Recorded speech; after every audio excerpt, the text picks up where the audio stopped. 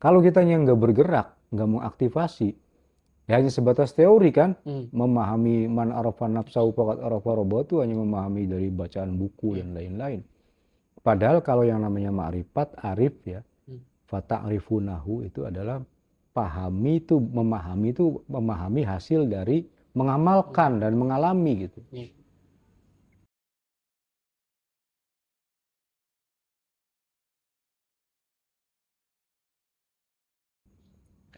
Pertanyaan selanjutnya ini, sebenarnya apa perbedaan antara mengenal identitas diri secara psikologis dan mengenal diri secara lebih dalam ruhani? Ya kalau secara psikologis tanya ke psikolog, Ya. itu biasanya mengenal perilaku lah.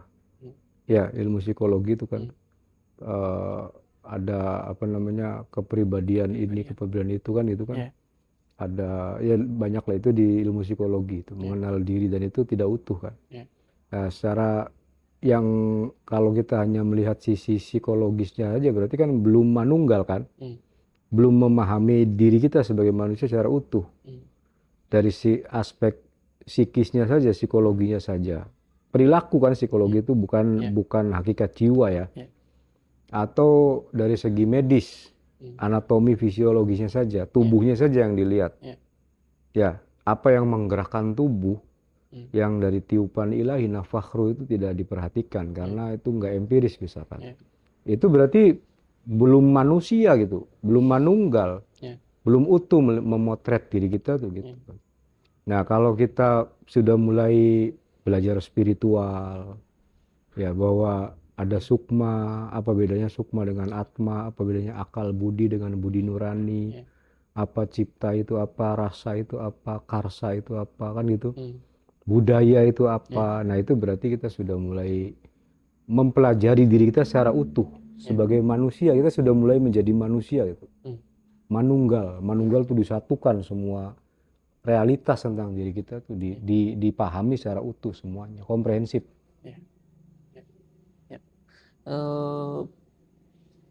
Selanjutnya adalah bagaimana para sufi atau menurut Ang sendiri memahami hadis, barang siapa mengenal dirinya maka ia mengenal Tuhannya. Ya iya jelas kan tadi di dalam diri kita kan ada apa namanya sifat kan. Ya.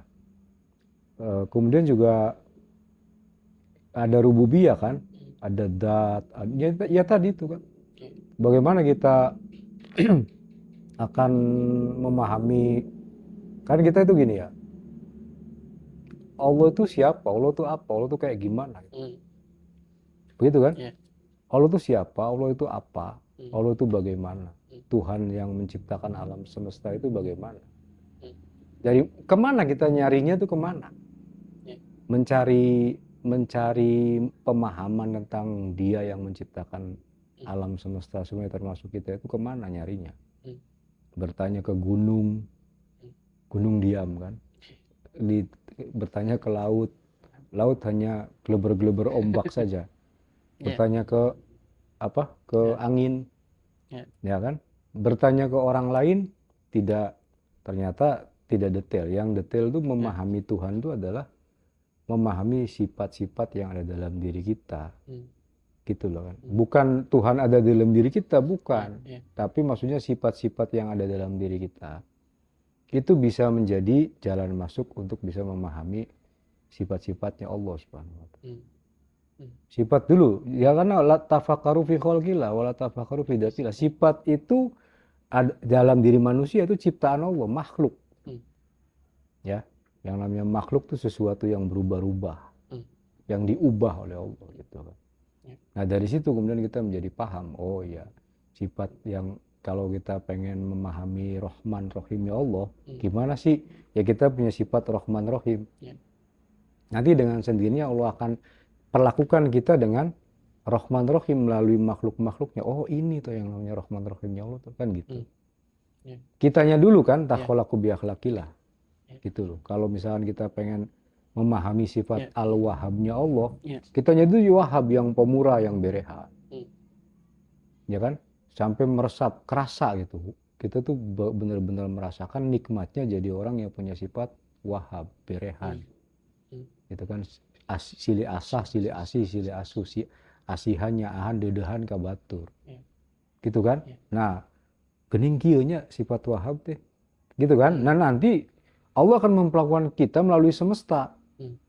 Gitu kan, membalas gitu. Fa ahsin kama ahsanallah ilaik kan. Ketika kita mengaktifasi sifat al-wahhab yang Allah anugerahkan ke kita, ya kan, kersani Allah itu akan dibalas dengan sifat al-wahhabnya melalui saudara kita, teman kita, guru kita, orang tua kita. Itu manifestasi, sehingga kita paham, oh ini beginilah wujud dari al-wahhabnya Allah Subhanahu wa Ta'ala. Nah, kalau kita yang nggak bergerak, nggak mengaktifasi, ya hanya sebatas teori kan, memahami man arafa nafsahu faqad arafa rabbahu itu hanya memahami dari bacaan buku dan lain-lain. Padahal kalau yang namanya ma'rifat, arif ya, fata'rifunahu itu adalah memahami hasil dari mengamalkan dan mengalami gitu. Itu misalnya ya. Jadi man arafa nafsahu itu faqad arafa rabbahu itu begitu. Sifat gitu, sifatnya sifat kita aktifkan sifat-sifat Rahman, Rahim, Malik, Kudus, Salam, Mukmin, Muhaimin, paling dia Asmaul Husna yang 99 tuh. Sobur kan. Kita sabar, mengaktifasi sifat sabar, kita akan betapa memahami gitu kemaha as-saburan Allah yang sempurna gitu. Ya. Ya kita bisa kan setiap dikasih berterima kasih, kemudian dikasih apapun itu dari teman kita, dari itu berterima kasih, atur nuhun, maskur, diterima dengan senang hati dan lain-lain ya, digunakan dengan manfaat apapun itu kan, rezeki. Kita akan memahami bahwa Allah itu asyakur nantinya. Cara memahaminya itu dari mengaktifasi sifat-sifat itu dari dalam diri kita, baru akan pahamnya itu paham kurasa, bukan hanya ku teori gitu. Ya, kitanya akan paham betapa inilah asyakurnya Allah gitu.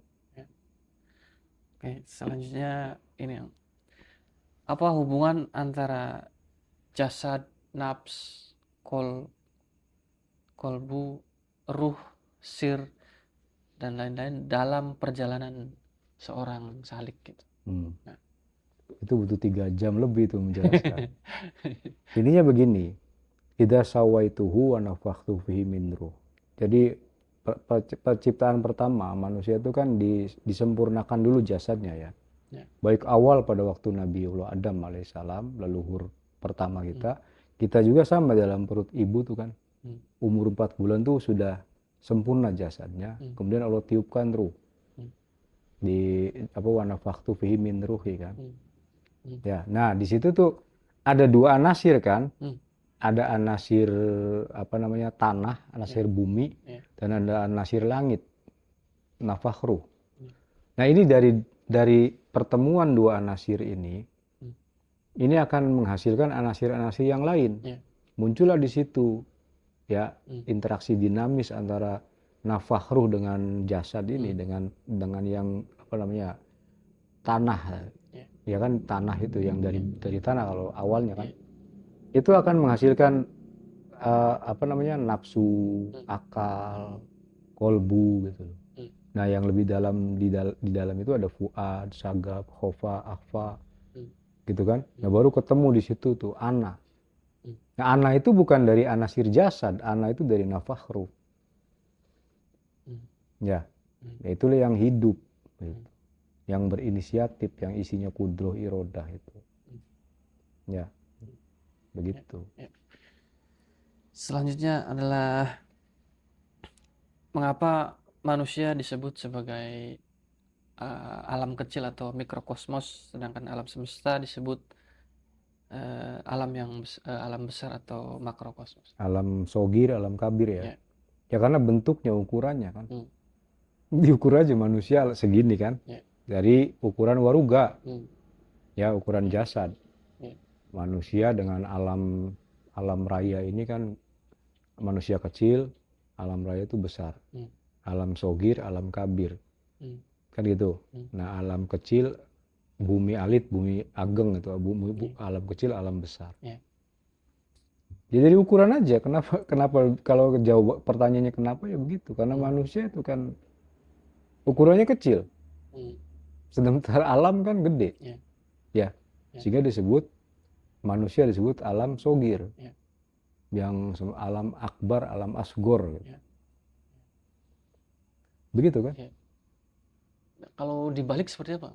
Maksudnya kalau dibalik kitanya yang mikro, kalau kitanya yang apa? Makro. Makro. Ya kita ya jadi galaksi Andromeda dulu. Kalau dibalik ya dibalik apanya? Jadi maksudnya kalau pengaruhnya bisa. Ya, kayak misalkan Rasulullah kan rahmatan lil alamin ya. Jadi artinya Sayyidul Kaunain. Secara jasad beliau alam asgor. Ya kan jasad. Tapi kan Nur Muhammad, beliau adalah bahan dasar blueprint alam semesta. Berarti gedean siapa? Gagasannya gitu, idenya, sisi ideal dari Rasulullah tuh Sayyidul Kaunain, lebih besar dari alam semesta ini. Ya kan di alam ide, di alam ide, ya. Jadi kalau misalkan gini, Bung Karno itu badannya kecil, tapi kan secara ide dia bisa menyatukan dari Sabang sampai Merauke. Artinya dia lebih besar daripada sekedar Jawa, sekedar Sumatera, sekedar Kalimantan kan. Berarti dia sebesar NKRI, idenya, ruhnya, atmanya, sukmanya kan. Sehingga orang tuh mau ngikut itu semua gitu. Contohnya seperti itu. Iya kan? Nah, misalkan kepala sekolah SD itu. Orangnya kecil, tapi kok murid-murid nurut semua, guru-guru nurut semua. Berarti kan sukmanya mah besar. Ya kan? Nggak tahu sebesar apa, yang jelas pengaruhnya kan besar. Bentuknya kayak apa juga kan kita nggak bisa melihat kan. Sukma itu. Tapi pengaruhnya besar. Gitu kan? Mr. Topik ketua yayasan Al-Madaniyah. Ya kan? Panjenengan ini ketua yayasan nih. Orangnya kecil, tapi di bawah yayasan itu kan ada ustadz-ustadz, pengajar-pengajar, ada santri, ada stakeholder yang pengaruhnya sampai ke sana kemari gitu, di masyarakat, di ini, di itu. Nah, entah bagaimana bentuk sukmanya Mr. Topik, tapi yang jelas pengaruhnya kan jauh lebih luas dari sekedar waruganya. Begitu kan? Ya. Sampai ada sekelompok barangkali preman atau apa ketika di Banten atau di mana ketika mendengar nama Angopik, Sumedang ya, dengar nama Opik Ngamuk kan takut ya bisa gitu kan. Nah, berarti ada sukma yang mempengaruhi, yang besar gitu, lebih besar daripada sekedar waruga. Terbukti pengaruhnya jauh lebih besar dari sekedar waruga. Gitu ya.